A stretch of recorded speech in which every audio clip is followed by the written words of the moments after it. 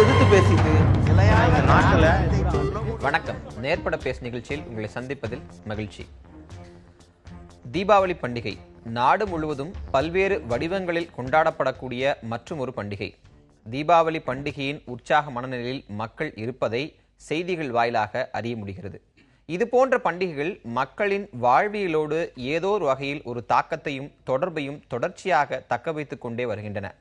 பல்வேறு மாற்றங்களுக்கு அவை உட்படுத்தப்பட்டாலும் அதன் நீட்சி என்பது ஒரு தொடர்கதையாகவே இருந்து வருகிறது.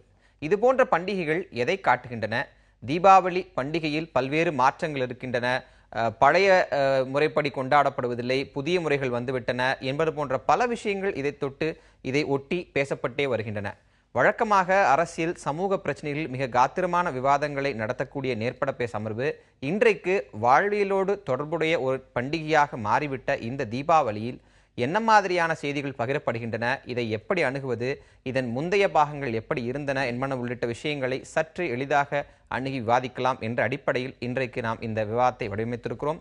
இந்த விவாதத்தில் நம்மோடு மூத்த பத்திரிகையாளர் திரு ஐயநாதன், அதே போன்று ஆன்மீக சொற்பொழிவாளர் திருமிகு சிந்துஜா, எழுத்தாளர் திரு எஸ் ராமகிருஷ்ணன் மற்றும் பத்திரிகையாளர் திரு கல்கி வெங்கடேசன் ஆகியோர் நம்மோடு இணைக்கிறார்கள். இவர்கள் அனைவரும் இந்த விவாதத்திற்கு வரவேற்று விவாத தொடங்குகிறேன். அனைவருக்கும் வணக்கம். வணக்கம். நான் திரு எஸ்ரா கிட்ட இருந்து தொடங்கலான்னு நினைக்கிறேன். பொதுவாக எழுத்தாளர்கள் சில விஷயங்களை கடந்து வரும்போது ஒரு தாக்கம் உருவாகும், அது பின்னாட்களில் ஒரு படைப்பாக மாறும். எஸ்ராவை பொறுத்த வரைக்கும் தீபாவளி அப்படிங்கிறது சட்டுன்னு நினைவுக்கு வரக்கூடிய ஒரு விஷயம் என்னவாக இருக்கும்? உங்க படைப்புகள் வாயிலாகவோ இல்லை ஒவ்வொரு தீபாவளிக்கும் ஒரு நினைவுகள் மாறுவதற்கான வாய்ப்பு இருக்கும். இந்த தீபாவளியை நீங்க சுற்றுப்புறம் பாக்குறீங்க, விஷயங்களை பார்த்துட்டு வர்ற இந்த இதுல என்ன மாதிரி உணர்வை, என்ன மனநிலை ஒரு எழுத்தாளரா உங்களுக்கு உண்டாக்கியிருக்கு? பொதுவாக கொண்டாட்டங்களை விரும்புகிறவன் தானே எழுத்தாளன். அவனுக்கு ஒரு சமூகத்தில் இருக்கக்கூடிய எந்த விதமான கொண்டாட்டமாக இருந்தாலும் அந்த கொண்டாட்டத்தை ஆதரிக்கக்கூடியவன் தான்.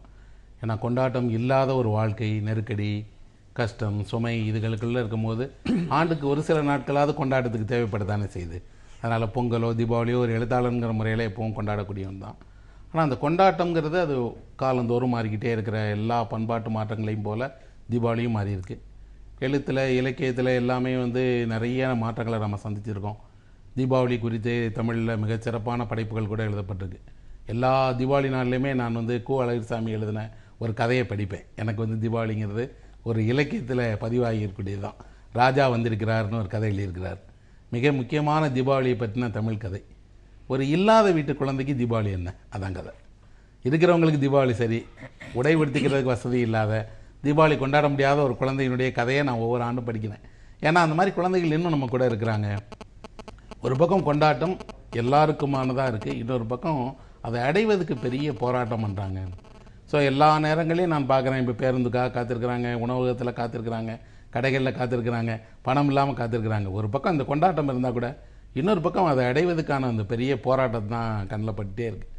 இதுக்கு எவ்வளோ பெரிய விலை கொடுக்குறாங்களே, இந்த ஒரு நாள் தானே, இந்த ஒரு நாள் போயிடாதான்னு நினைக்கிறவங்களும் இருக்காங்க, வந்துடாதான்னு நினைக்கிறவங்களும் இருக்காங்க. ஒரு எழுத்தாளனா என் பார்வை எப்போவுமே ஒரு சாமானிய மக்கள் மேலே, அடித்தட்டு மக்கள் மீது, அவர்களோட கஷ்டங்கள் மீது, அவர்களோட சந்தோஷங்கள் மீது தான் இருக்கும். அந்த வகையில் பார்த்தா இது அவங்களுக்கு ஒரு சுதந்திரமான சந்தோஷமான ஒரு நாள் தான்.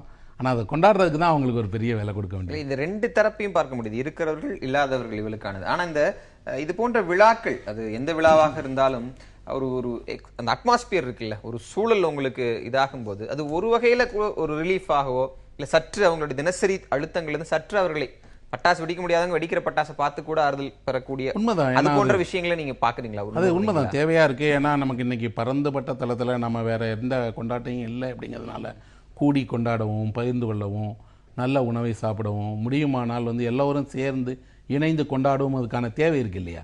அதுக்கு இந்த பண்டிகை ஒரு பெரிய திறப்பாக தான் இருக்குது. நிச்சயமா நண்பர்களை போய் பார்க்குறாங்க, உறவினர்களை போய் பார்க்குறாங்க, பெற்றோர்களை தேடி போய் பார்க்குறாங்க, ஊருக்கு போகிறாங்க. கொஞ்சம் விடுபட்டு போன விஷயங்களை எல்லாம் இந்த பண்டிகை கொண்டாட்டம் ஒன்று சேர்க்குது அப்படின்னு நான் நினைக்கிறேன். ஒரு நாளுக்காவது நம்ம இதை செய்யலாமே, வருஷம் பூரா செய்யாட்டா கூட பரவாயில்ல, இந்த ஒரு நாளாவது நண்பர்களை பார்க்குறோம், உறவினர்களை பார்க்குறோம், பலரும் வாழ்த்து சொல்கிறாங்க, ரொம்ப அன்போட இனிப்புகளை கொண்டு கொடுக்குறாங்க.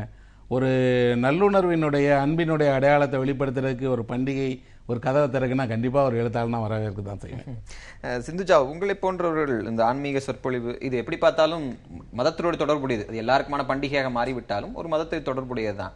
அப்போ அந்த சடங்கு சம்பிரதாயங்கள் போன்ற விஷயங்களும் உள்வருது. ரொம்ப யதார்த்தமா நம்ம கேட்கிற முன்ன மாதிரிலாம் இப்ப தீபாவளி கிடையாது, இப்பெல்லாம் யார் 4 மணிக்கு எந்திரிச்சு என்ன தேய்க்கிறாங்க, இந்த ஒரு சோர்வான அது சோர்வா என்னன்னு கூட புரிஞ்சுக்க முடியல. ஆனா ஒரு விஷயம் வந்து கொண்டே இருக்கிறது. காலமாற்றத்திற்கு ஏற்ப இந்த தலைமுறையினர் தீபாவளியை வேறு வகையாக தங்களுக்குள் கை கொண்டு விட்டார்கள். தீபாவளி கொண்டாடப்படுது, ஆனா வேறு வகையில கை கொண்டுட்டாங்க, அதுவும் நல்லா தான் இருக்குன்னு நினைக்கிறீங்களா, இல்ல அந்த பழைய முறை வேணும் அப்படின்னு கேட்கறதுல நியாயம் இருக்குன்னு? தீபாவளினாலே ஒரு ஒரு சுறுசுறுப்பான நாள் அப்படின்னு தான் சொல்லணும். அந்த நாள் ரொம்ப சீக்கிரமா ஆரம்பிக்கும், நம்மளோட வாழ்வோட கலந்த நாள். ஆச்சரியமான ஒரு விஷயம் என்னன்னா, இந்த பரந்துபட்ட தேசத்துல எத்தனையோ மாறுபாடுகள் இருந்தாலும் கூட இந்த பாரத தாயோட வடிவம் 30 கோடி முகமுடையாள் உயிர் மொய்யும்புற ஒன்றுடையாள் இவள் செப்பு மொழி 18 நீ சிந்தனை ஒன்றுடையாள்ங்கிறது போல எத்தனையோ மாறுபாடுகள் இருந்தாலும் இந்த பண்டிகைகள் தான் அந்த கலாச்சார இணைப்பு அப்படின்னே சொல்லலாம். ஒரு மனிதனை அவன் அந்த அத்தனை அழுத்தத்தை தாண்டி அவனுக்கு ஒரு சந்தோஷம் இருக்குன்னு இந்த பண்டிகைகள் தான் கொடுக்குது. ஆனா நாங்கெல்லாம் கிராமத்துல இருந்த போது அந்த தீபாவளிங்கிறதே வேற மாதிரி இருக்கும். தீபாவளிங்கிறது நாதஸ்வர இசையோட ஆரம்பிக்கும், ஒரு நாதஸ்வர மங்கள இசையோட பூம்பூ மாடு வரும். அதெல்லாம் ஒரு வித்தியாசமான நாளா இருக்கும். இன்னைக்கு அந்த நாள் கொஞ்சம் குறையுதோ தொய்வடையுதோ அப்படின்னு பார்க்கும்போது கூட இப்போ அடுத்த தலைமுறையினர் அது தொய்வு அடையக்கூடாதுங்கிறதுல கொஞ்சம் குறிப்பா உணர்றது போல இருக்கு. இப்ப மறுபடியும் இந்த நியூக்ளியர் ஃபேமிலிங்கிற சிஸ்டம் அம்மா அப்பா குழந்தை, அதுவும் 2 குழந்தை கிடையாது, ஒரு குழந்தை அப்படிங்கிற போல ஒரு சுருக்கி இருந்த குடும்பங்கள் போய் இப்ப எல்லாருமே வெளிநாட்டுல இருந்தாலும் கூட அந்த டைம் இங்க வரணும், வெளியூர்ல இருந்தா கூட அந்த நேரத்துக்கு இங்க வரணும், கூட்டு குடும்பமா இருக்கணுங்கிற அந்த கலாச்சாரம் கொஞ்சம் மாறுபட்டு இருந்த போதிலும் இப்ப மறுபடியும் ஒண்ணு சேர்றது போல நான் கேக்குறேன். இப்ப நீங்க காலமாற்றத்திற்கு ஏற்ப உங்க வாழ்வியலோட மற்ற எல்லா அம்சங்களும் மாறுது. அப்ப உங்க கொண்டாட்ட முறைகளும் ஏதோ ஒரு கட்டத்துல மாறிதான் ஆகணும். அவங்க கொண்டாடாம இல்ல, கொண்டாடுறத வேறு வகையில கொண்டாடுறாங்க. இன்னைக்கு வாட்ஸ்அப் யுகத்துல வேறு வகையில கொண்டாட்டங்கள் இருக்கும்போது மீண்டும் அதே ஃபார்ம்ல இல்ல, அது கொஞ்சம் தொய்வு அப்படின்னு ஏன் பார்க்கணும்? அது அந்த தேவை எங்க வருது? அவங்க வடிவத்துல கொண்டாடுறாங்கன்னு பார்க்கலாம் இல்லையா? அது ஏன் தொய்வுன்னு நினைக்கணும்? இல்ல, வயசானவங்களுக்கு தொய்வுன்னு நினைப்பாங்க. யங்ஸ்டர்ஸ் இல்ல இது தொய்வே இல்ல, இது இன்னும் அழகா இருக்கு அப்படின்னு பார்ப்பாங்க. காலமாற்றத்துக்கு ஏற்றாற் போல மாற்றங்கள் வந்தாலும் கூட இது தொய்வுன்னு சொல்ல முடியாது. ஒரு தொய்வுன்னு ஒருத்தரோட அபிப்பிராயம் அது. ஆனா மறுபடியும் அது அவரவர்களுக்கு எது பிடிச்சிருக்கோ அதை செய்யறாங்க. ஆனா அந்த பண்டிகை அவர்களுக்கு ஒரு நிறைவு தரணும், மன திருப்தியை தரணுங்கிறது தானே பண்டிகையை. அவரவர்களுடைய முறையில இருந்தாலும் அது ஒரு சந்தோஷத்தை தந்தா அந்த பண்டிகை நிறைவுறுகிறது. அவ்வளவுதான். இதை நீங்க பாக்குறீங்களா? இந்த சலிப்போட சொல்லக்கூடிய விஷயங்கள் இருக்குல்ல, மாற்றம் எதுல மாற்றம் வந்தாலும் நமக்கு பிடிக்காது தானே. பொதுவாக அது வயதோட தொடர்புடையது, இன்னொன்று நமக்கு இருக்கிற அனுபவங்களோட தொடர்புடையது. எந்த அனுபவத்தை நம்ம முதல்ல அடைஞ்சிருந்தாலும் அது திருப்பி இன்னொருத்தருக்கு அடையும் போது நிச்சயமா அது நமக்கு ஏற்படையாதான் தான் இருக்காது. அதுவும் கூட இப்போ நான் சிறு வயதில் கொண்டாடும் போது இவ்வளோ பெரிய பண்டிகைலாம் இல்லையே தீபாவளி. ஒரு சின்ன கிராமத்தில் இருக்கும்போது தீபாவளியை கொண்டாடுவதுங்கிறது ஸ்கூல் பசங்களுக்கு, சின்ன வயசில் இருக்கவங்களுக்கு தான் பெரிய விஷயம். பெரியவர்களுக்கு அதெல்லாம் ஒரு பெரிய பண்டிகையே இல்லை. அவர்கள் விவசாயம் சார்ந்திருக்கிறதுனால பொங்கலுக்கு கொடுக்குற முக்கியத்துவத்தை கிராமத்தில் தீபாவளி கொடுக்க மாட்டாங்க. ஆனால் சிறுவர்களுக்கு என்ன இருக்குன்னா, எப்போ தீபாவளி வரும், எப்போ புத்தாடை கிடைக்கும் அப்படின்னு. அன்னைக்கு பாருங்க, ஒரு புத்தாடை தான் கிடைக்கும், அதிகபட்சம் போனால் 2 கிடைக்கும், அதில் ஒன்று யூனிஃபார்மாக இருக்கும்.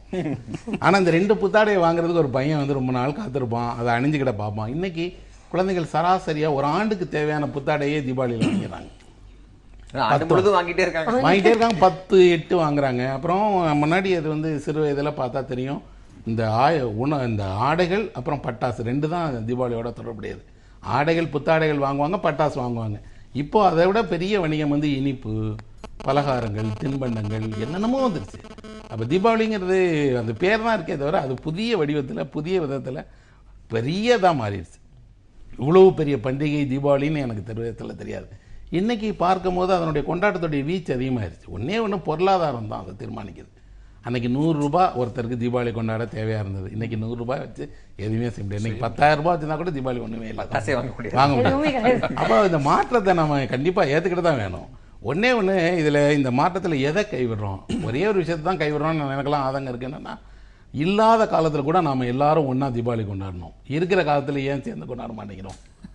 இன்னைக்கு பணம் இருக்கு, வசதி இருக்கு, படிப்பு இருக்கு, எல்லாம் வந்துட்டோம். யாரும் யாரோடையும் சேர்ந்து கொண்டாட மாட்டேங்கிறாங்க. கொண்டாட விரும்புகிறவர்கள் ஊருக்கு போகிறாங்களே தவிர ஊரில் போய் கொண்டாடுவாங்களா? கொண்டாட மாட்டாங்க. அப்போ தனித்தனியாக கொண்டாடலாம், ஆனால் இல்லாத காலத்தில் சேர்ந்து தானே கொண்டாடணும். ஊரே கொண்டாடி பார்த்துருக்கேன், குடும்பமே கொண்டாடி பார்த்துருக்கேன். இன்னைக்கு அது இல்லை. அதுதான் எனக்கு இருக்கிற ஆதங்கம். கைப்பில் தான் புஷ்வானம் வச்சு. திரு கல்கி வெங்கடேசன், பத்திரிகையாளர்களுக்கு இது போன்ற விழாக்கள் அப்படிங்கிறதும் இன்னொரு நாளாகவே மாறின ஒரு சூழல் தான். ஆனால் அதுக்குள்ள நம்ம உங்க அனுபவத்துக்குள்ள போல. ஆனால் இந்த தீபாவளி மலர் அப்படிங்கிறது ரொம்ப ஒரு டிபிக்கல் ஃபார்மேட், தொடர்ச்சியாக பல ஆண்டுகளாக இருந்தது. அது கல்கி இதில் ரொம்ப முன்னோடியாக இருந்த இது. அது போன்ற மலர்களுடைய முக்கியத்துவம் இன்னைக்கும் அப்படியே இருக்குன்னு நினைக்கிறீங்களா? அதுக்கு ஒரு கிரேஸ், அதுக்கு ஒரு ஆடியன்ஸ் தொடர்ச்சியா இருந்து கொண்டு இருக்கிறார்களா? அதை தயாரிக்கும் போது ஏற்படக்கூடிய உணர்வுகள் எப்படி இருக்கு உங்களுக்கு? ரொம்ப பிரமாதமான ஒரு உணர்வு. ஆக்சுவலாக நீங்கள் வந்து ஒவ்வொரு ஆண்டும் அதை தயாரிக்கிறதுக்கான ஒரு முன் தயாரிப்பு ஒன்று இருக்கிறது. முதல்ல வாசகருடைய வரவேற்பை முதல்ல சொல்லிடணும். வாசகருடைய எதிர்பார்ப்பு வரவேற்பு அப்படிங்கிறது மிக ஆழமாக இருக்கிறது. ஏன்னா நீங்கள் அதுக்காகவே தனியாக ஒரு நீங்கள் வழக்கமாக வாங்கக்கூடிய வாசகர்கள் இல்லாமல் இந்த இதழுக்காக வாங்கக்கூடிய வாசகர்கள் என்ன தனியாக வந்து பேசக்கூடியவர்கள் வாங்கக்கூடியவர்கள் இருக்கிறார்கள். அப்போ அவர்களை பொறுத்த வரைக்கும் அவர்கள் தொடர்ச்சியாக இதை வாங்க வேண்டும் என்று விரும்புகிறதுனாலேயே நீங்கள் அதுக்கு ஒரு பெரிய சந்தையும் உருவாகிவிட்டது. நம்முடைய பொறுத்த வரைக்கும் இது எங்களுடைய தரப்புலேருந்து எப்படி ஆரம்பிப்போம் அப்படின்னா, கிட்டத்தட்ட ஏப்ரல் மாதத்திலிருந்தே நாங்கள் வந்து இதுக்கான தயாரிப்பு ஆரம்பித்து விடும்.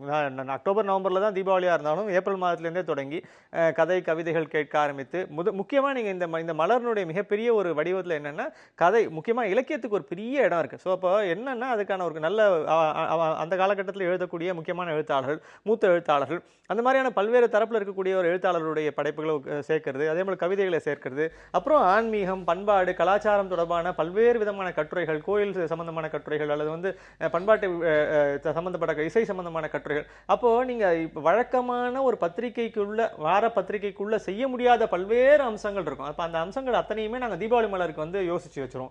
அப்போ அந்த தீபாவளி மலர் செய்ய ஆரம்பிக்கும் போது அதுக்குன்னு ஒரு பெரிய முனைப்பு ஒன்று ஆரம்பிச்சிடும். அதற்குன்னு ஒரு தயாரிப்பு, எல்லா ஞாயிற்றுக்கிழமைகளும் வேலை செய்வோம், எல்லா விதமான ஒரு விடுமுறை நாட்களும் வேலை செய்வோம். அப்போ படிப்படியா நீங்க பார்க்கும்போது அந்த கடைசியில் அந்த ஒரு கிட்டத்தட்ட ஒரு 300 பக்கம் மலரை நீங்க கொண்டு வந்து பிரிண்ட் ஆகி பைண்ட் ஆகி பார்க்கும்போது கிடைக்கக்கூடிய மகிழ்ச்சி இருக்கு பாருங்க.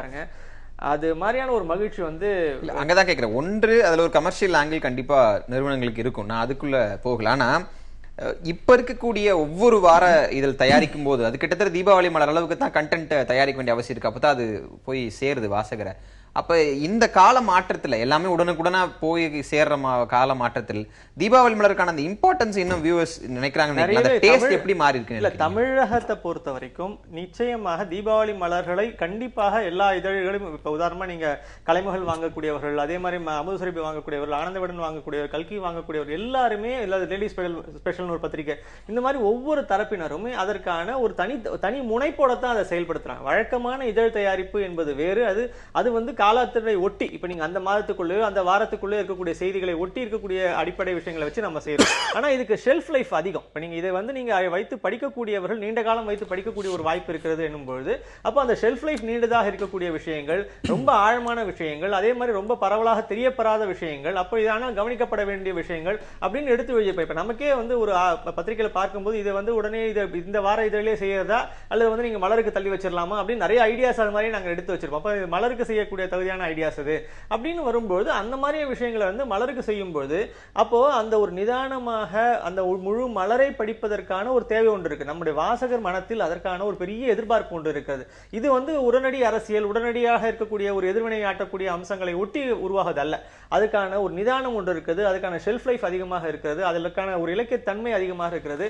அதை ஒட்டி அவர்களுக்கான வாசகர்களுக்கான தேவைகளை நிறைவு செய்யக்கூடிய அந்த ஒரு நிரந்தரமான ஒரு தன்மை ஒன்று இருக்கிறது அந்த மலருக்கு. இன்றைக்கும் பாத்தீங்கன்னா 50 ஆண்டுகள் மலரை வைத்துக் கொண்டிருக்கக்கூடிய பல வாசகர்கள் எனக்கு தெரியும். அப்போ நாங்களே சேர்த்து வச்சிருக்கோம். அப்ப அந்த மாதிரி மலரை சேர்த்து வைக்கக்கூடியவர்கள், அதில் இருக்கக்கூடிய பல்வேறு, அதுவும் முக்கியமாக வண்ணப்படங்கள், ஓவியங்கள், குறிப்பாக ஓவியங்களுக்கு கிடைக்கக்கூடிய ஒரு வரவேற்பு என்பது இன்றும் மலரில் தான் இருக்கிறது. ஸோ அந்த மலர்ல நீங்க பாத்தீங்கன்னா அதிகபட்சமா ஓவியங்களை பயன்படுத்துகிறோம். நவீன ஓவியங்களாக இருந்தாலும் சரி, இல்ல பழங்காலத்து ஓவியங்களாக இருந்தாலும் சரி, சாமி படங்களாக இருந்தாலும் சரி, எதுவா இருந்தாலும் அதற்கான ஒரு பெரிய ஒரு புனிதத்தன்மையோடு தான் அது வந்து பாதுகாக்கப்படுகிறது.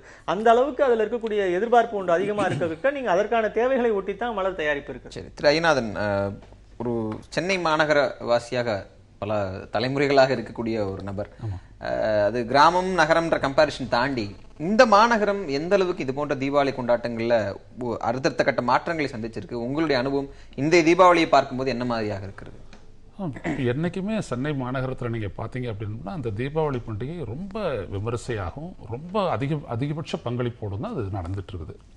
அதுவும் கிட்டத்தட்ட சந்தையிலேயே எங்கள் அப்பாவோட கடையிலேயே இருந்து நான் என்னுடைய இளமை காலத்தை பெரும்பான்மை நான் வாழ்ந்திருக்கேன். அப்போலாம் நான் பார்க்கும்போது இந்த தீபாவளி காலம் அப்படின்றது ஒன்று இருக்கு இல்லைங்களா, நீங்கள் சொன்னீங்களே ஒரு பண்டிகை சூழல் அப்படின்றது, இந்த பண்டிகை சூழல் வந்துட்டு ரொம்ப அபரிதமாக இருக்கும். இது அப்படியே அந்த பிள்ளைங்கள்லாம் வந்துட்டு அந்த நாளை எதிர்நோக்கி இருப்பது. நாங்கள்லாம் வந்துட்டு பள்ளிக்கூடத்தில் நாங்கள் படிக்கும்போது பாண்டி பஜாரில் போயிட்டு இந்த பட்டாசு வாங்கணும் அந்த பட்டாசு வாங்கணும்லாம் பெரிய ஒரு பட்ஜெட்டிங்லாம் போடுவோம். கடைசியில் அதில் வந்துட்டு ஒரு 20% நிறைவேறாது. நம்ம அப்பாவுடைய பொருளாதாரத்துக்கு உட்பட்டு அது சுருக்கப்படும். ஆனாலும் என்ன அப்படின்னீங்கன்னா, ஒரு எல்லாரும் சேர்ந்து கிட்டத்தட்ட எல்லா வீட்டில் இருக்கிற குழந்தைங்களும் வந்துட்டாங்கன்னா ஒரு 50-60 பேர் நாங்கள் இருப்போம். ஒன்றே ஒன்றத்தை வச்சுட்டு அது வந்துட்டு அப்படியே சுறுசுறுன்னு அது போகிறத பார்த்துட்டு அது வெடிக்க போகிற நேரத்தில் எல்லாரும் அப்படியே ஓடுறது வர்றது. அது வந்து நான் எங்கள் வீட்டு முன்னாடி பாரு எவ்வளோ பட்டாசு குப்பை இருக்குது. இது ஒரு பெருமையான ஒரு பார்வை. ஆனால் இதையெல்லாம் தாண்டி என்னன்னீங்கன்னா, நான் வளர வளர நான் ஏன் இந்த மாதிரி ஒரு மகிழ்ச்சி அடைகிறோம்? துப்பாக்கி வச்சுக்கிட்டு சுடுறதோ, கேப்பை சுடுறதோ, இல்லை பட்டாசு வெடிக்கிறதோ, இல்லை மத்தாப்பு சுறுசுறு கம்பி புஸ்வானம் எதுவாக வேணாலும் இருக்கட்டும், இதில் எங்கேருந்து நம்மளுக்கு மகிழ்ச்சி பிறக்குது? எப்படி இந்த மகிழ்ச்சியில் நம்ம திளைக்கிறோம்? எனக்கு நம்மளுக்கு 50-60 வயசாகிடுச்சு, இப்போவும் எப்படி அந்த மகிழ்ச்சி வருதுன்னு நான் ரொம்ப இதில் ஒரு ஆய்வே ஈடுபட்டேன். அப்போ தான் எனக்கு தெரிஞ்சது, இந்த பிள்ளைகள் வந்துட்டு இந்த வைப்ரேஷனை உருவாக்குறாங்க. ஒரு 10-15 நாளைக்கு முன்னாடி இந்த தீபாவளியை நோக்கி புத்தாடை, பட்டாசு, இனிப்புகள் அப்படின்னு சொல்லிட்டு இந்த குழந்தையை நோக்கி தான் இந்த பண்டிகையினுடைய ஒட்டுமொத்த ஃபோக்கஸும் போயிடுது. அப்போது இதுங்களுடைய எதிர்பார்ப்போட இந்த பெரியவர்கள் தங்களுடைய எதிர்பார்ப்பை கலந்து விட்ட போது சிந்தனையில் பொதுவாக ஆன் ஏர் இந்த இருக்கக்கூடிய சிந்தனை அலைகளில் வந்துட்டு பார்த்தீங்கன்னா இவங்களுடைய இந்த அதிர்வு மிகப்பெரிய அளவிற்கு டாமினண்ட்டாக இருக்குது. அப்போ அந்த பிள்ளைகள் ஏற்படுத்தக்கூடிய அந்த மகிழ்ச்சி உணர்வு வந்துட்டு ஒட்டுமொத்த இடத்தையும் அப்படியே வியாபிச்சு அதுதான் நம்ம மகிழ்ச்சியாக இருக்கிறதுக்கான ஒரு காரணமாக இருக்குது. அதே மாதிரி இந்த தீபாவளியை முடியக்கூடாதுன்ற எண்ணம்லாம் இருந்துகிட்டே இருக்கும். போக போக அந்த இரவுல கடைசியாக எல்லாம் வெடிச்சு முடிச்சிட்ட உடனே தீபாவளி முடிஞ்சு போச்சு. அப்போ இப்போ வேற கமிஷனர் சொல்லிடுறாரா, நீங்கள் 10 மணிக்கு மேலே வெடிக்கக்கூடாதுன்ட்டு. 10 மணிக்கு மேலே பார்த்தீங்கன்னா ஒரு சோக உணர்ச்சி மாதிரியே இருக்கும் அந்த உணர்ச்சி. அப்படியெல்லாம் வந்துட்டு இந்த தீபாவளியை பொறுத்த வரைக்கும். ஆனால் என்னன்னீங்கன்னா, ஐயா அவர்கள் சுட்டி காட்டியதை போல, எழுத்தாளர் அவர்கள் சுட்டி காட்டியதை போல, ஒரு நேரத்தில் ஒரு 100 ரூபாய் இருந்ததுனாலும் கூட மகிழ்ச்சியாக இருந்திருக்கிறாங்க. எனக்கு தெரிஞ்சு எங்கள் அப்பா எனக்கு 13 ரூபாய்க்கு பட்டாசு வாங்கி கொடுத்தாரு. அதுதான் அவருடைய பட்ஜெட்டில் ஹையஸ்ட். அன்றைக்கி நான் நல்லா திருப்தியாக எல்லாத்தையும் வெடித்தேன். அதில் எப்படியும் ஒரு 5-6 ராக்கெட் இருக்கும், 5-6 புஸ்வானம் இருக்கும், எல்லாமே இருக்கும். ஸோ அது வந்துட்டு என்னென்னா தன்னுடைய புள்ளப்பட்ட காயத்தினுடைய அடிப்படையில் வந்துட்டு அந்த பட்டாசுகளினுடைய தரம் எல்லாம் இருக்கும். அப்படியெல்லாம் வந்துட்டு அதை வந்துட்டு வாங்கி கொடுத்து அதை கொண்டாடிய காலம் போய் இன்றைக்கி நீங்கள் பார்த்தீங்க அப்படின்னோம்னா, இன்றைக்கி அதான் நான் உங்ககிட்ட கூட நான் சொன்னேன் அந்த ஒப்பனை அறையில்.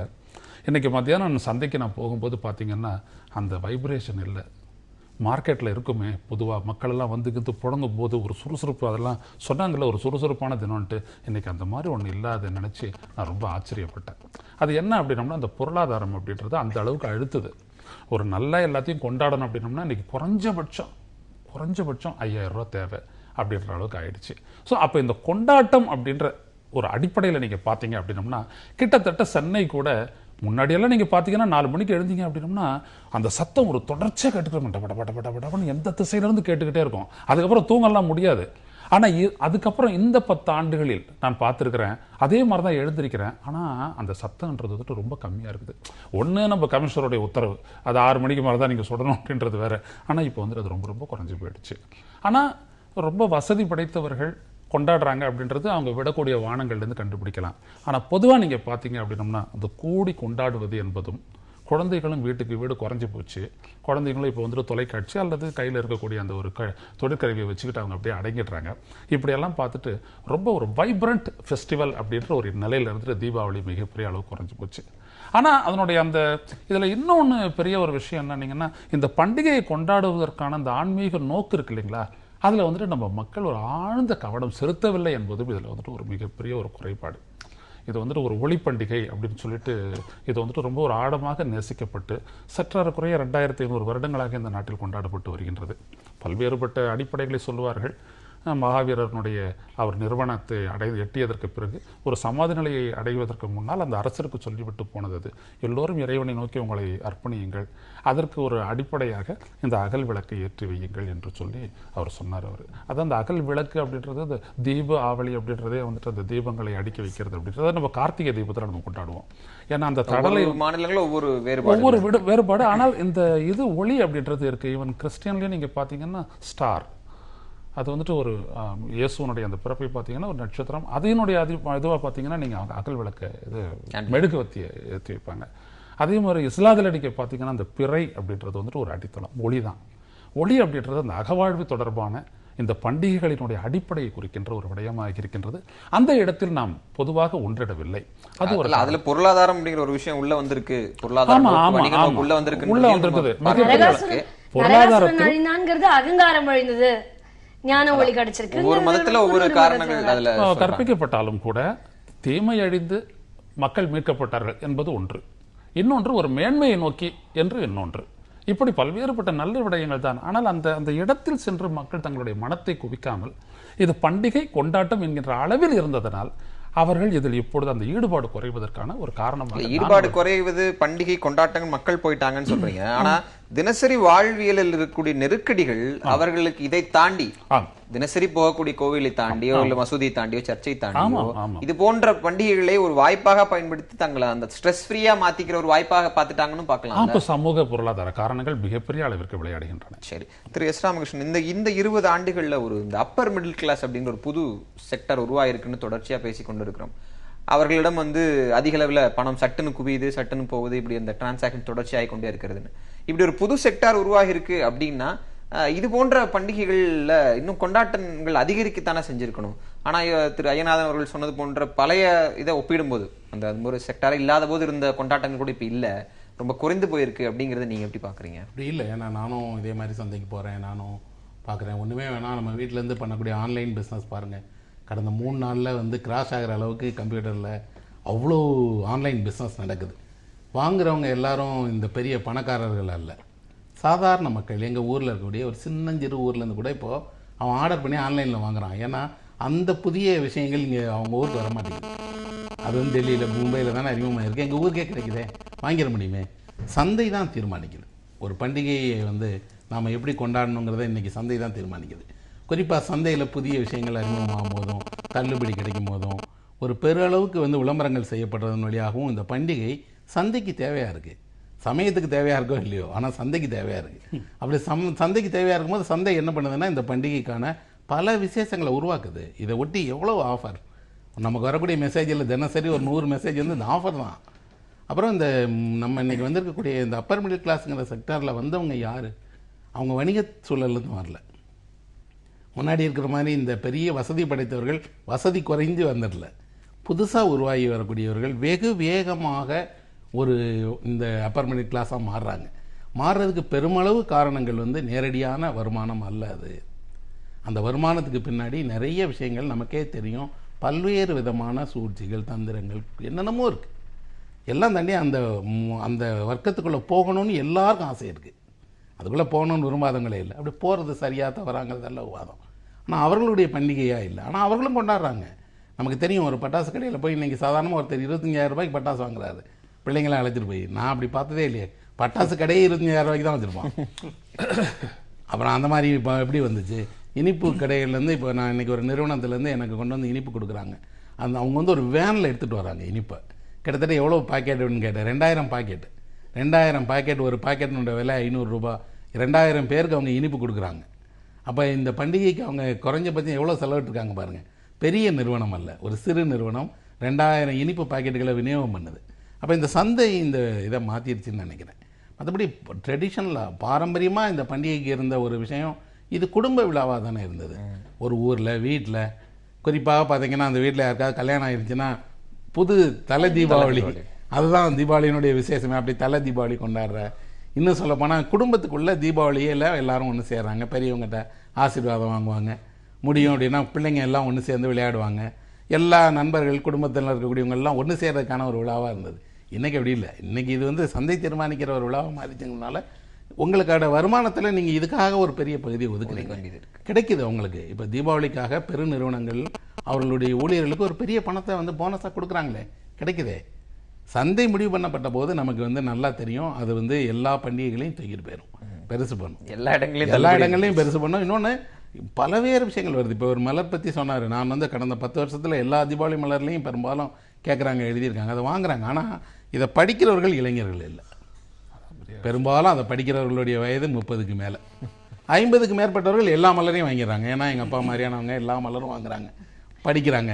அந்த வயதில் உள்ளவர்களுக்கு அந்த மலர் படிக்கிற பழக்கம் இருந்திருக்கு. ஒரு 300-400 பக்கத்தை வச்சு படிக்கலாம், 6 மாதம் படிக்கலாம், 1 வருஷம் படிக்கலான்னு. இன்றைக்கி நீங்கள் 16 பக்கம் இருக்கிற புத்தகத்தை கொடுத்தாலும் இவ்வளோ பெருசாக அப்படின்னு கேட்கலாம். அது ஏன்னா அவங்களுக்கு இவ்வளோ பெருசாக புத்தகம் இருக்கக்கூடாது, புத்தகம்னா சின்னதாக இருக்கணும். ஒரு ஃபார்மே பெரிய விஷயம். ஆமாம், அவன் இதில் படித்து பழகினான், ட்விட்டரில் படித்து மெசேஜ் படித்து பழகணும் இல்லையா? அப்போ அவனுக்கு மலர்லாம் புது விஷயம். ஆனாலும் ஏன் இது தொடர்ந்து படிக்கப்படுதுன்னா இன்னும் அந்த வயசில் உள்ளவங்க இருக்கிறாங்க. ஓரளவுக்கு 30-35 வயசில் இருக்கக்கூடியவங்களுக்கு ஆண்டுக்கு ஒரு தடவை எல்லா மலரும் வாங்குறாங்க. பொங்கல் மலர், தீபாவளி மலர், சுதந்திர தின மலர், இசைக்கு போடப்படக்கூடிய மலர்களை படிக்கிறதுக்குன்னு ஒரு செட் ஆஃப் ரீடர்ஸ் எப்பவும் இருக்காங்க. நம்ம பேசலாம், தொடர்ந்து பேசலாம். இடைவேளை எடுத்துக்கலாம். இடைவேளைக்கு பிறகு நேர்பட பேசி தொடரும். சிந்துஜா, வர்த்தகம் சந்தை முடிவு செய்து அப்படின்னு ஒரு லைனை திரு எஸ் ராமகிருஷ்ணன் ரொம்ப ஆழமா பதிவு செஞ்சார். இந்த சந்தை முடிவு செய்கிற விஷயத்தில் சமயம் சொல்லக்கூடிய பல்வேறு விஷயங்கள் மாற்றம் அடைகிறத நீங்க எப்படி பார்க்குறீங்க? இல்ல சந்தை சமயத்தினுடைய அந்த கட்டுப்பாடுகள் கோட்பாடுகளை மாற்றமடையாமல் தன்னைத்தானே வளைத்துக் கொள்ளுதுன்னு நினைக்கிறீங்களா? இது யார் யாரை வளைக்கிறார்கள்? இது வந்து ஒரு போட்டியாவே இருக்குன்னு பார்க்கலாம். இப்போ ஒரு ஒரு கால மாற்றங்களுக்கு ஏற்றாற் போல எல்லாமே மாற்றம் காணுங்கிறதா உண்மை. ஒண்ணு மேல போகும், ஒண்ணு கீழே வரும், ஒண்ணு அமுக்கும், இதை அமுங்கினது திருப்பி எழும். இது வந்து உலகத்தினுடைய இயற்கை. இப்படி பார்த்தா தொன்று தொட்டு இருக்கக்கூடிய ஒரு பண்டிகைங்கிறது அப்படியெல்லாம் ஒரு காலத்துல அமிழ்த்தி கீழே தள்ள முடியாது. அது வேணா ஒரு எவல்யூஷன் அப்படிங்கிறது தானே, அப்படிதான் பார்க்கணுமே ஒழிய அது கீழே போறது மேல போறதுன்னு பார்க்க முடியாது. இது கால மாற்றங்களுக்கு ஏற்றாற் போல சந்தை ஒரு காலம் அமுக்கப்படும், இது மேல போகும், அந்த மாதிரிதான். இது இன்னொன்னு வந்து தீபாவளிங்கிறது வந்து இது ஏதோ தமிழ்நாட்டுக்கு மட்டும் இல்ல, உலகளாவி இருக்கு. இது வந்து நிறைய ஹிஸ்டாரிக்கல் எவிடன்ஸும் நமக்கு இருக்கு. ஐயா சொன்ன மாதிரி மகாவீர மகா நிர்வாணம் எழுதின நாள் இது. சீக்கிய மத குரு வந்து அவதரித்த தினம், பகீரதன் வந்து கங்கையை கொண்டு வந்த நாள்.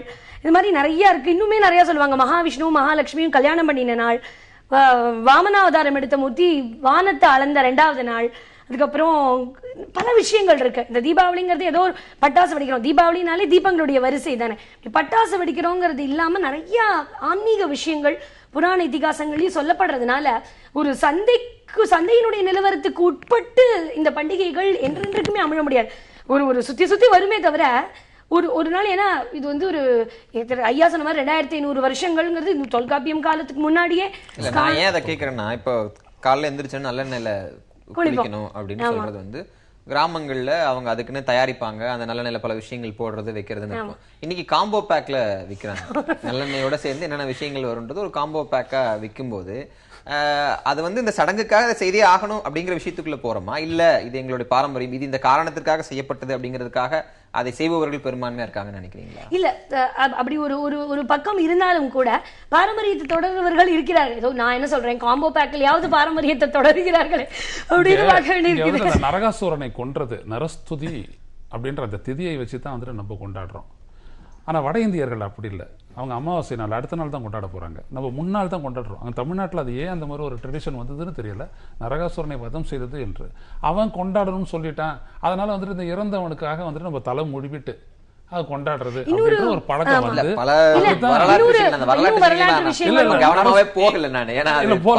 சிக்கல்களை ஏற்படுத்திக் கொண்டே இருக்கிறது. ரொம்ப லைட்டராவே இதை எடுத்துட்டு போல நீங்க அந்த கேட்டதனால சொல்றேன். திரு எஸ்ரா சொன்ன அந்த டேக்லைன் ரொம்ப முக்கியமானது அப்படின்னு நினைக்கிறேன்.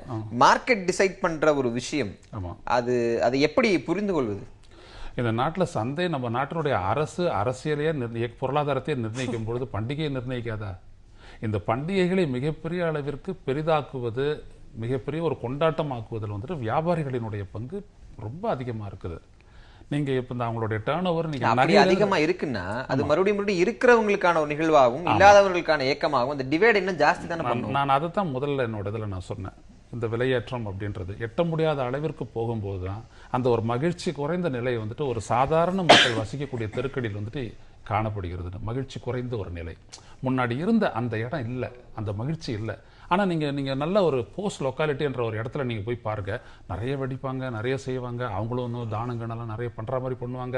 இன்னும் சொல்லப்போனால் பலர் கணக்கை துவக்குவாங்க, இது லட்சுமி பூஜைன்னு நடத்துவாங்க, என்னென்னவோ பண்ணுவாங்க.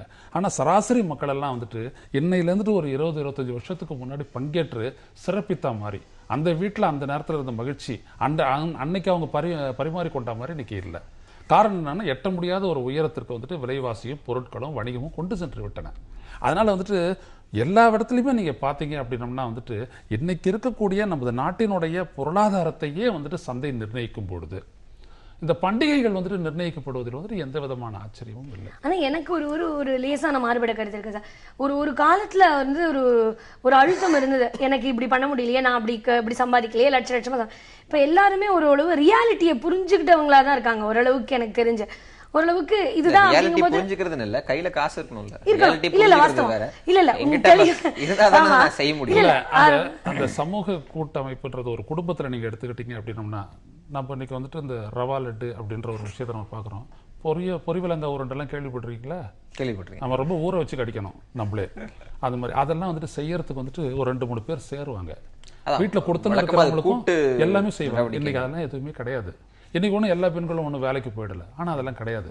இன்னைக்கு அப்படி வந்துட்டு வற்புறுத்தி நம்ம பெறவும் முடியாது. அப்படிப்பட்ட ஒரு சூழலும் இல்லை. இது எல்லாம் என்ன பண்ணிடுது அப்படின்னோம்னா வந்துட்டு அந்த கூட்டு கொண்டாட்டம் இல்லாத ஒரு சூழலை, அந்த மகிழ்ச்சி மறுபடியும் கூட்டு கொண்டாட்டங்கிறது அந்த பொருளாதாரத்தை முடிவு பண்ணுது. 3 பேர் இருந்தா ஒரு பட்ஜெட்டும், அதுங்கேயே ஒரு 6 பேர் 7 பேர் வரும்போது ஒரு தனி பட்ஜெட் இல்ல. மேலும் சில சிந்தனை ரீதியாக பல்வேறுபட்ட விடயங்கள் எல்லாம் வந்துட்டு நம்மளை தள்ளி கொண்டு போய் நம்ம பேசலாம். திரு வெங்கடேஷ், இது போன்ற விஷயங்கள் வரும்போதெல்லாம் தீபாவளி பட்டாசு அப்படிங்க வரும்போது ஒரு பிரச்சாரம் தொடர்ச்சியாக வந்து கொண்டிருக்கிற சூழலியலாளர்கள் மத்தியிலிருந்து பட்டாசுகள் அதிகம் வெடிக்க வேண்டாம், மாசு போன்ற பல விஷயங்கள் தொடர்ச்சியாக வருது. கடந்த சில ஆண்டுகளில் இது பற்றிய விழிப்புணர்வு, இது பற்றிய பிரச்சாரங்கள் சற்று அதிகரித்திருப்பதை நம்ம பார்க்கிறோம். இது என்ன மாதிரியான தாக்கத்தை களத்துல ஏற்படுத்துன்னு நினைக்கிறீங்க? இது வந்து கிரவுண்டுக்கு போய் சேர்ந்திருக்கா? இந்த பட்டாசு வெடிக்கிறது, மாசு சம்பந்தப்பட்ட அந்த அந்த அந்த விவாதம் என்பது கீழ் நிலைக்கு போயிருக்குன்னு நினைக்கிறீங்களா? தாராளமா போயிருக்கு. அது ஒரு ஒரு ஒரு இந்த இந்த இந்த வருடத்து தீபாவளியை ஒட்டி கூட நீங்க பாத்தீங்கன்னா கூட, நீங்க இப்ப வரைக்கும் கூட இன்னைக்கு நாளை காலை தீபாவளி, இப்ப வரைக்கும் கூட பட்டாசுகள் இப்போதான் மெதுவாக கேட்கின்றன. ஏன்னா இதெல்லாம் நீங்க ஒரு 10 ஆண்டுகளுக்கு முன்னாடி எல்லாம் பாத்தீங்கன்னா குறைஞ்சபட்சம் ஒரு 4 நாளைக்கு முன்னாடி கேட்கும். அப்புறம் ஒரு 10 நாளைக்கு முன்னாடி கேட்ட வெடிகள்லாம் இன்னைக்கு வெடிகளே இல்லை. சோ இது வந்து உண்மையிலேயே இந்த பிரச்சாரம் போய் சேர்ந்திருக்கிறது அவர்களோட மக்கள் மத்தியில். இன்ஃபேக்ட் அதுவும் குறிப்பா மாணவர்கள் மத்தியில் பள்ளியிலிருந்து சொல்லப்படக்கூடிய பல செய்திகள் போய் சேர்ந்திருக்கின்றன. நீங்க ஓசோன்ல ஓட்டம் விழுந்துருமா, அதே மாதிரி நீங்க வந்து அதனால ஏற்படக்கூடிய இயற்கை சுவாச பாதிப்புகள், இது எல்லாத்தையும் பத்தி இருக்கக்கூடிய ஒரு விழிப்புணர்வு படிப்படியாக ஏற்பட்டிருக்கு. நான் இன்னொரு செய்தியில இருந்தா இதை நான் பொதுவா இதை சொல்லுவேன். என்னன்னா, நீங்க நான் எப்பவுமே இந்த தீபாவளியை வந்து இந்த பிள்ளையாரோட நான் எப்பவுமே ஒப்பிட்டு பார்ப்பேன். இந்த பிள்ளையாருங்கிறவர் வந்து நீங்க மஞ்சள்லையும் பிடிச்சு வைக்கலாம், இல்ல என்ன விதமான வடிவத்துல வேணா நீங்க பிடிச்சு வைக்கலாம். என்ன விதமான ஒரு விஷயத்தை அதை நீங்க பிள்ளையார் நம்ம வந்து நம்புறோம், அதை வந்து நம்ம வந்து வழிபடக்கூடிய தைரியமா அதை நம்ம வந்து ஏற்றுக்கொள்ளக்கூடிய ஒரு குடும்பங்கள்ல ஒரு பாரம்பரியத்துல வந்தவங்க. அதே மாதிரி நீங்க தீபாவளிங்கிறது தன்னுடைய வடிவத்தை புதுப்பித்துக் கொண்டே இருந்திருக்கிறது. இன்றைக்கு நீங்க பாத்தீங்கன்னா கிரீன் தீபாவளின்னு பேசுறோம், அல்லது அதுக்கு அடுத்த கட்டத்துல நீங்க என்ன சொல்லுவோம், இன்னைக்கு வந்து இருக்கக்கூடிய இதை வந்து ஒரு கொண்டாட்டமாக மட்டுமல்லாமல் கொடுப்பதற்கான ஒரு விழாவாகவும் மாற்றிக் கொண்டிருக்கிறோம். பல இடங்கள்ல பாத்தீங்கன்னா நீங்க எடுத்து போய் நிறுவனங்களையும் சரி, தனிநபர்களும் சரி, இதை வந்து இந்த கொண்டாட்டத்திற்கு ஒரு புதுக்கான ஒரு அர்த்தங்களை கற்பித்துக் கொள்வது என்பது மனித மனத்தில் மனித எவல்யூஷன் நடக்கக்கூடிய ஒரு மிக முக்கியமான மாற்றம். அது கல்வியினால் ஏற்பட்டிருக்கலாம், சமுதாய மாற்றங்களால் ஏற்பட்டிருக்கலாம். எதெல்லாம் இதை ஒட்டி நாம் செய்ய வேண்டுமோ அப்படிங்கிற ஒரு பார்வையிலிருந்து படிப்படியாக இதை தன்னை மாற்றி அமைத்துக் கொண்டே இருந்திருக்கு. நீங்க ஒரு 50 ஆண்டுகளுக்கு முன்னாடி இருந்த தீபாவளி இல்ல, ஒரு 30 ஆண்டுகளுக்கு முன்னாடி தீபாவளி இல்லை. ஏன்னா இன்னைக்கு வந்து வேற ஒரு தீபாவளி இருக்கு. அந்த தீபாவளி வந்து தன்னை புதுப்பித்துக் கொண்டே இருக்கு. இந்த புதுப்பித்துக் கொண்டே இருக்கக்கூடிய தீபாவளி தான் இன்னைக்கு மிக மகிழ்ச்சிகரமானதாக இருக்கிறது. இது நமக்கு தேவையாக இருக்கிறது. இந்த தீபாவளியை கொண்டாட்டத்தையும் இந்த அதுவும் குறிப்பாக அடிப்படையில் நான் இதுக்கு அப்பாற்பட்ட இன்னொரு செய்தி என்னன்னா, இதற்கு பின்னாடி இருக்கக்கூடிய ஒரு பக்தி, ஆன்மீகம் என்பது மிக முக்கியமான ஒன்று. இன்றைக்கு நம் குடும்பங்களில் அதே சமயத்தில் இருக்கக்கூடிய குடும்பங்களும் சரி, அதே சமயத்தில் இந்த பக்தியும் இணைந்து இருக்கக்கூடிய, இன்றைக்கு பல்வேறு கோயில்களுக்கு போனீங்கன்னா நாளைக்கு நீங்க எந்த கோயில்களுக்கும் போக முடியாது, அந்த அளவுக்கு கூட்டம் வந்து நிச்சயமாக இருக்கக்கூடும். அந்த மாதிரி பக்தி இந்த வகையில் மிக பெருமளவு உயர்ந்திருக்கிறது. பக்தியை செய்யக்கூடிய ஆண்களும் பெண்களும் உயர்ந்திருக்கிறார்கள். அதே சமயத்தில் இதை வந்து ஒரு நிச்சயமாக ஒரு லட்சுமி பூஜை செய்யக்கூடியவர்கள், அவர் சொன்ன மாதிரி நீங்க நிறைய லட்சுமி குபேர பூஜை பண்ணக்கூடியவர்கள் குடும்பங்கள் அதிகரித்திருக்கின்றன. இதெல்லாம் வந்து இன்றைக்கு புதிய விதமாக அதற்கான ஒரு வழிபாட்டுக்கான ஒரு அம்சமாக அது தன்னை தக்க வைத்துக் கொண்டிருக்கிறது. அதே சமயத்தில் சமூக ரீதியாக அதற்கான புதிய வடிவங்களை எடுத்துக்கொண்டே வந்திருக்கு. இவங்களும் சொன்ன விஷயம் எவால்யூஷனை பத்தி சொல்லிக் கொண்டே இருக்கிறார்கள். இந்த வடிவம் மாற்றிக் கொண்டிருக்கிறது. இந்த எவால்யூஷன் என்பது தானா நடந்துராது. ஏதோ ஒரு தேவை அவர்கள் அந்த மாற்றத்தை நோக்கி தள்ளுகிறது. அவர் சொல்ல மாதிரி பக்தியை நோக்கி நகர்றதோ ஒரு சந்தையை நோக்கி நகர்றதோ தானா நிகழுதுன்னு நினைக்கிறீங்களா? என்ன காரணம் அதை பின்பு கொண்டு போகுதுன்னு நினைக்கிறீங்க? தானா நிகழாது. புற விஷயங்கள் தானே எப்பவுமே ஒரு பண்டிகையோ அல்லது ஒரு கொண்டாட்டத்தையோ வடிவத்தை மாற்றுது. அது ஒரு காரணம் கிடையாது. இவர் சொல்ற மாதிரி வந்து இப்போ மக்களுக்கு வந்து பக்தியில் அதிகமாக ஈடுபாடு வந்திருக்கலாம், அல்லது புதிய சடங்குகள் சம்பிரதாயங்களை செய்ய ஆரம்பிச்சிருக்கலாம். அது எல்லாம் எதனால உருவாகுது? அதிக நெருக்கடிகள், அதிக கஷ்டங்கள், அதிக நோய்கள், அதிக பிரச்சனைகள். பணம் இருந்தாலும் பணம் இல்லைனாலும் உங்களுக்கு இருக்கக்கூடிய ஒரு ஆள் சாமானிய மனுஷன் படக்கூடிய கஷ்டம் ஜாஸ்தி. எல்லாம் சேர்ந்து அவனை பெரிய மூச்சு திணறலுக்கு உண்டாக்கத்தானே செய்யுது. இப்போ இந்த பண்டிகையில் நம்ம இந்த பண்டிகையில் இனிப்புகளை கொடுக்குறோம், உடைகளை கொடுக்குறோம். ஆனால் இந்த பண்டிகையில் ஏன் நீங்கள் ஒரு புத்தகம் கொடுக்க மாட்டேங்கிறீங்க? ஏன் நீங்கள் ஒரு 100 பேருக்கு வந்து மருத்துவ உதவி செய்ய மாட்டேங்கிறீங்க? உங்களுக்கு அறம் செய்ய விரும்பினால், அறம் செய்வதற்கு விருப்பம் இருந்தால், கொண்டாட்டத்தினுடைய பகுதியாக அறத்தை கருதினால் செய்வதற்கு 1000 வழிகள் இருக்கு. ஆனால் என்ன பண்ணுறோம் அப்படின்னா, நமக்கு ட்ரெடிஷ்னலான ஒரு வழி இருக்கு இல்லையா? இந்த பண்டிகையை எப்படி கொண்டாடணுங்கிறத சமயம் தான் தீர்மானிச்சிருக்கு. இந்த பண்டிகையை கொண்டாடுவதில் இதை செய்யணும், இதெல்லாம் சேர்ந்துருக்குன்னு இதை இன்னைக்கு மாற்றிக்கிட்டே இருக்கோம். நம்ம பிள்ளைங்கள்லாம் இந்த ஒரு பேருக்காக அதை வைத்திருக்காங்களே தவிர அடுத்த தலைமுறை வரும்போது இந்த தீபாவளி இருக்குது, ஆனால் தீபாவளியினுடைய சடங்கு சம்பிரதாயங்கள் எல்லாம் குறைஞ்சிக்கிட்டே இருக்கு. மாறாக அவங்க என்ன பண்ணுறாங்கன்னா கூடி கழிக்கிறதாக, கூடி குடிப்பதாக, கூடி ஒன்றா சுற்றுறதாக, கூடி சினிமா பார்க்குறதா மாறிட்டாங்க. அப்போ கூட ஒரு கலைகளுக்கும் இந்த தீபாவளியில் இடமே இல்லையே சினிமாவை தவிர. யோசிச்சு பாருங்க, ஒரு கொண்டாட்டத்தினுடைய பகுதியாக எப்போவுமே இசை இருந்திருக்கு, நடனம் வந்திருக்கு, நாடகம் வந்திருக்கு. கலைகள் இல்லாத கொண்டாட்டமே கிடையாது. ஆனால் நமக்கு இன்றைக்கி தீபாவளின்னு இருந்தால், நான் சின்ன வயசுலேயும் தீபாவளிக்கு சினிமா தான் பார்த்தேன், இன்றைக்கி பிள்ளைங்க சினிமா தான் பார்க்குறாங்க. ஒரு பண்டிகையின் போது, கொண்டாட்டத்தின் போது கலைகளுக்கு இடமே இல்லையான்னா இருந்தது. ஆனால் அதை கொஞ்சம் கொஞ்சமாக நம்ம கைவிட்டுட்டே வரோம். இன்றைக்கி கூட அதை புத்துருவாக்கம் செய்யலாம் தானே. நீங்கள் எல்லாரும் நாளைக்கு தீபாவளி அன்றைக்கி ஃப்ரீயாக தான் இருக்க போகிறோம். நம்ம அவ்வளோ பேரும் ஒரே செயல் தான் செய்ய போகிறோம். தொலைக்காட்சி முன்னாடியோ திரையரங்குக்கோ போக போகிறோம். வேறு கலைகளுக்கு இடம் கொடுக்கலாமே, கலைகளை இதில் ஒன்று சேர்க்கலாமே. அப்போ தீபாவளியை புத்துருவாக்கம் செய்யும் போது அதை கலைகளோடு, இலக்கியத்தோடு, இன்னும் சொல்லப்போனால் அடிப்படை மனித மாண்புகளுக்கு தேவையானதோடு சேர்த்து செஞ்சால் இந்த பண்டிகைக்கு ஒரு அர்த்தம் உருவாகும். எல்லா கொண்டாட்டங்களுக்குமே இந்த கொண்டாட்டங்களுடைய தேவை என்ன அப்படின்னா மனிதனை ஒன்று சேர்க்கிறது தானே. நீங்க சொன்ன விஷயத்துல அதான் சொல்றேன். ஐயா சொன்ன மாதிரி ஸ்காலர்ஷிப் கொடுக்கலாமே கல்விக்கு அப்படிங்கிறது குஜராத்ல இன்னைக்கும் நடைமுறை வழக்கம். அவர்களோட இது தீபாவளி அன்னைக்கு ஏழை மாணவர்கள், படிப்பு வசதி இல்லாத மாணவர்களுக்கு புஸ்தகம் வாங்கி கொடுக்கிறது, புக்ஸ் வாங்கி கொடுக்கிறது ஒரு பகுதி வச்சிருக்காங்க. அதனால அவங்களுக்கு என்ன இருக்கு அப்படின்னு சொன்னா, இந்த லட்சுமி பூஜையை ஒட்டி நாளைக்கு அவங்க தானம் பண்ணணும். அந்த தானம் பண்ணாதான் அவங்களுக்கு அது விருத்தி அடையுங்கிறதுனால அவங்க என்ன பண்ணுவாங்கன்னா பல்வேறு நிலைகள்ல இந்த தானங்களை செய்வாங்க. ஆச்சரியமான விஷயம் என்னன்னா, இந்தியால மட்டும் இல்லாம கணக்கு துவங்கி வெறும் வசூல மட்டும் பண்ற இடத்துல அது பரவாயில்ல இல்ல ஒப்பிட்ட அளவில். இல்ல திரு வெங்கடேஷ், எஸ்ரா சொன்ன ரொம்ப முக்கியமான விஷயம் நினைக்கிறது இன்ஃப்ளூயன்சஸ் எடுக்கிறது இருக்குல்ல. நீங்க ஒரு மல்டி கல்ச்சரல் சொசைட்டில ஒரே மாதிரியான பண்டிகை இல்ல பலது இருக்கு. பொங்கல் நம்ம இங்க வேற மாதிரி கொண்டாடுறோம், அங்க வேற மாதிரி வட இந்தியால கொண்டாடுறாங்க, தீபாவளி வேற மாதிரி கொண்டாடுறாங்க. ஆனா நல்ல இன்ஃப்ளூயன்சஸை எடுத்து அதை புத்துருவாக்கம் செய்வதற்கான சாத்தியக்கூறுகள் இருக்குன்னு நினைக்கிறீங்களா? நிறையவே இருக்கு. அதை செய்து கொண்டுதான் இருக்கிறார்கள்னு நான் சொல்றேன். அதாவது நீங்க இது பெரிய இயக்கமாக மாறவில்லை, அது ஒரு பொதுமக்களுடைய மத்தியில மிகப்பெரிய பரவலாக அது போய் சேரவில்லை.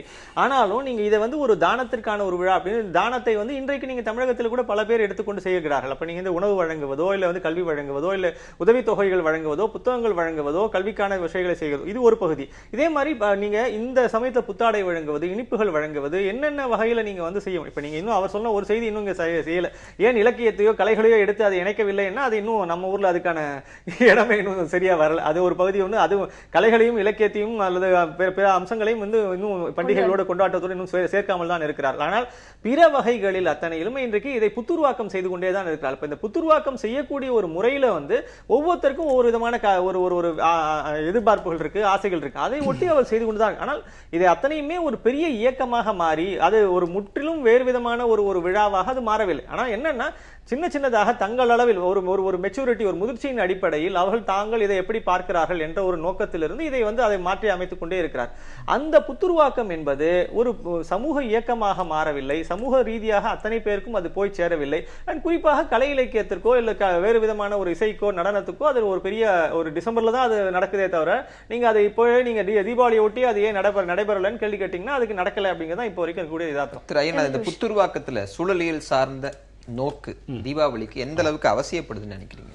நிச்சயமா ரொம்ப அவசியப்படுது. இன்னைக்கு நம்ம கொஞ்சம் ஆழ்ந்து பார்த்தோம்னு வச்சுக்கோங்களேன், இந்த மகிழ்ச்சிக்கிடையே இந்த இன்பமான ஒரு சூழலுக்கிடையே நீங்க பாத்தீங்கன்னா எத்தனை வெடி விபத்துகள், இந்த பட்டாசு பண்றவங்க எவ்வளவு பேர் செத்து போனாங்க அப்படின்றத நம்ம பார்க்கணும். விபத்துல செத்து போனவங்க அப்படின்றது ஒண்ணு. இன்னொன்னு நீங்க பாத்தீங்கன்னா இன்னைக்கு நம்ம இந்த மகிழ்ச்சியின் வெளிப்பாடாக வெடிக்கக்கூடிய இந்த பட்டாசுகள், கொளுத்தக்கூடிய பல்வேறுபட்ட விடயங்கள் எல்லாமே அதை செஞ்சுட்டு இருக்கிறவங்க எந்த பொருளாதார நிலையில் இருக்காங்க, அவங்களுக்கு கூடிய வருவாய் என்ன அப்படின்னு பார்த்தீங்கன்னா அங்கே ஒரு மிகப்பெரிய ஒரு சுரண்டல், கட்டுப்பாடற்ற ஒரு சுரண்டல் நடந்துட்டு இருக்குது.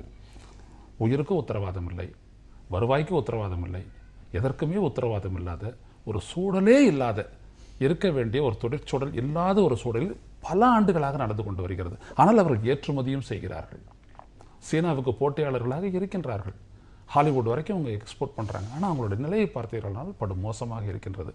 எனவே இந்த இடத்தில் சூழலியல் என்று சொல்வதை விட இது மனித நோக்கு என்பதை இதில் மிக ஆழமாக நாம் பார்க்க வேணும். இன்னொரு விடயம் நீங்க பார்த்தீங்கன்னா, ஒரு விடயத்தை நான் அழுத்தம் திருத்தமாக சொல்கின்றேன். ஒரு காலகட்டத்தில் விழாக்கள் வந்துட்டு ஒரு சுதந்திரமான உணர்வோடு கொண்டாடப்பட்டது. ஆனால் இன்றைக்கு ஒரு அழுத்தமாகத்தான் அது கொண்டாடப்படுகின்றது. அதை நாம் ஊடுருவி பார்க்க வேண்டும் என்று நான் கேட்டுக்கொள்கின்றேன். ஏனென்றால் கொண்டாட்டங்கள் கூட, பண்டிகைகள் கூட ஒரு சமூகத்தினுடைய சமூக பொருளாதார நிலைகளினுடைய வெளிப்பாடு தான். அதை நீங்கள் தவிர்த்துட்டு நீங்கள் பார்க்க முடியாது. அன்னைக்கு என்னதான் அவங்க கஷ்டப்பட்டு செஞ்சாலும் கஷ்டப்படக்கூடிய காரணத்திற்கான அந்த மூலங்கள் எங்கே இருக்குன்னு பார்த்தீங்கன்னா இந்த பொருளாதாரத்தில் இருக்கக்கூடிய நெருக்கடிகள், இதனால் உண்டாகக்கூடிய அழுத்தங்கள். அப்போ நம்மளுடைய பொருளாதார வரவு சீராக இருந்துச்சு அப்படின்னு பார்த்தீங்க அப்படின்னா அந்த மகிழ்ச்சியினுடைய தன்மை பரவலாக இருக்கும். அதைத்தான் நம்ம அதை கவனிக்கணும். எதிலிருந்து எதையும் பிரித்து விடக்கூடாது. அது ரொம்ப முக்கியம். நான் சொன்ன மாதிரி எப்படி ஒரு பண்டிகைக்கு இருக்கக்கூடிய அந்த ஆன்மீக நோக்கத்தை வந்துட்டு விட்டு வெறும் கொண்டாட்டத்தில் மட்டும் லயித்து விடும் பொழுது அது 2 நாளுக்கு பிறகு அது ஒரு பொருளற்றதாக ஆகிவிடுகிறதோ, அதே போல இந்த மக்களுடைய வாழ்க்கை, அது வாழ்க்கை சார்ந்த பல்வேறுபட்ட விஷயங்கள், இந்த பண்டிகை சார்ந்த பல்வேறுபட்ட மக்களுடைய நிலைகள், இவைகளெல்லாம் நம்ம யோசிக்காம வெறும் இந்த பண்டிகையை பார்ப்பது என்பதும் ஒரு தேசத்தினுடைய ஒரு பார்வையாக இருக்காது. இல்ல, கொண்டாட்டங்களில் அறம் இருக்கணும், ஒவ்வொரு கொண்டாட்டங்களிலும் அறம் வெளிப்படணுங்கிறதையும் இந்த விவாதம் ஓரளவுக்கு கொண்டு சேர்ந்து நினைக்கிறேன். நேரத்தை நேர்மை கருதி நான் விவாதத்தை நிறைவு செய்கிறேன். நிகழ்ச்சி கலந்து அனைவருக்கும் நன்றி. மீண்டும் ஒரு நேர்பட பேசாமல் எதிர்த்து பேசிட்டு வழியை தவிர